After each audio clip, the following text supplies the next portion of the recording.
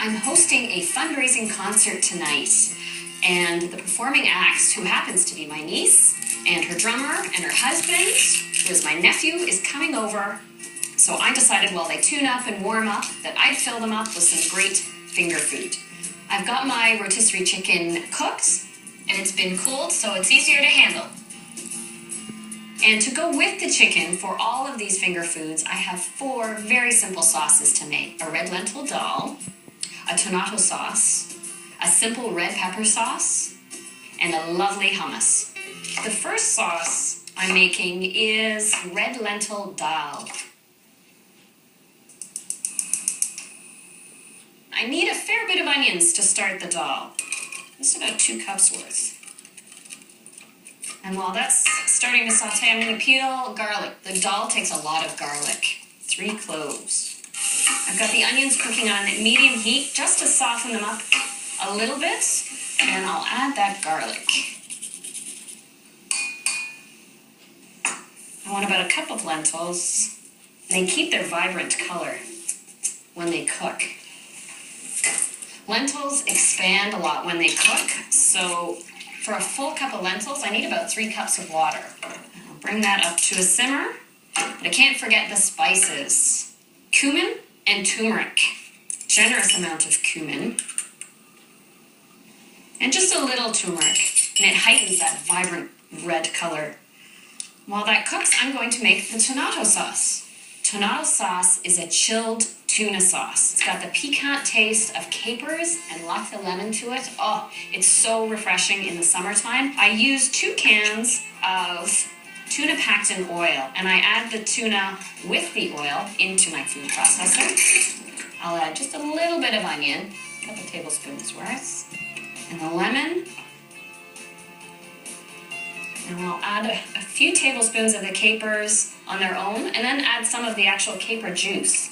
And last but not least, a little anchovy paste. I'll add saltiness with a depth of flavor, a little pinch of black pepper.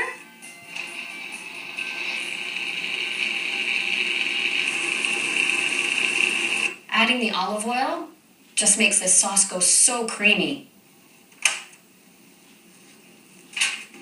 Oh, that's good. You know what? It's creamy and it's smooth. I taste the lemon and the capers. It's almost like the tuna is muted. It's not the big flavor. I'll just pop this in the fridge and start on the other sauces. The dal is almost done cooking. In a minute, I'm going to puree it. But first, I want to get the onions cooking for my third sauce, the roasted pepper sauce. Put a little olive oil in the pan. I'm going to saute the rest of those onions I chopped up. And while they cook for a few minutes over medium heat, I'm going to puree this first sauce, the red lentil dal. I like the texture that I have right now, but to make it a little smoother and to get rid of some of the onion pieces, half of it will be pureed, and then I'll stir it back into the pot. Oh, that smells delicious. The combination of the lentils, with the cumin, and that little bit of turmeric, just perfect. So now I have a much smoother mixture in this dal, but I still have a few onion pieces in there. And after it cools, I'll stir in some fresh coriander. For this pepper sauce that I'm making, I thought let's keep it clean and simple. I've got the onions, just a little splash of white wine. I'll just let that cook off for a second. And I've got just a jar of roasted peppers. The onions with that little bit of white wine. It smells really, really good. Add my onions. A little salt and pepper to start.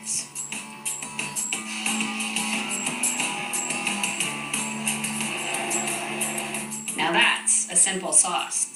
This pepper sauce can easily become a hot pepper sauce just by adding a fresh hot pepper or some chili flakes. And before I put away this pepper sauce to chill, just going to check the seasoning on my dal, which does need some salt and pepper. And that's 3 out of my 4 sauces done. That just leaves a good hummus recipe. I like like using canned chickpeas. Yes, they're easy, but also I find they puree far smoother. Sometimes when I cook dried chickpeas, the skins can be a little tough. I like a really citrusy hummus, so I put a generous amount of lemon juice in.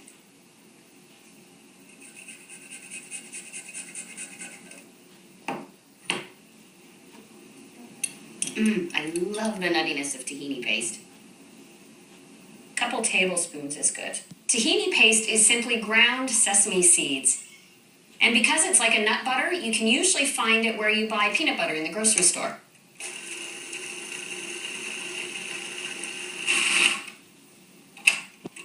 And I'll add a touch of salt and pepper.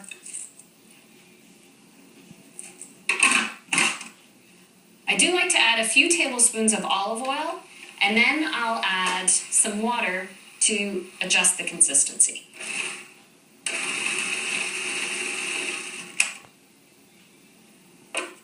Beautiful. It's amazing how quickly it smooths out. So I find hummus shouldn't be too thick. You should be able to comfortably dip or spread it. It shouldn't be so thin that it runs on the plate. I'll give it a little taste. I can smell the tahini, that sesame coming through. And I can taste the lemon in there. I do like that lemon. The last thing to add, just a little chopped fresh parsley. Pop this in the fridge. Trussing the chicken really made a difference. The wings aren't overcooked, and I can tell the chicken's nice and juicy. To take apart the chicken for shredding, I start by removing the legs. They come off easily at the joint, and then that leaves me room to pull away the chicken breast. And then all that's left for me to make is my potato mushroom bruschetta.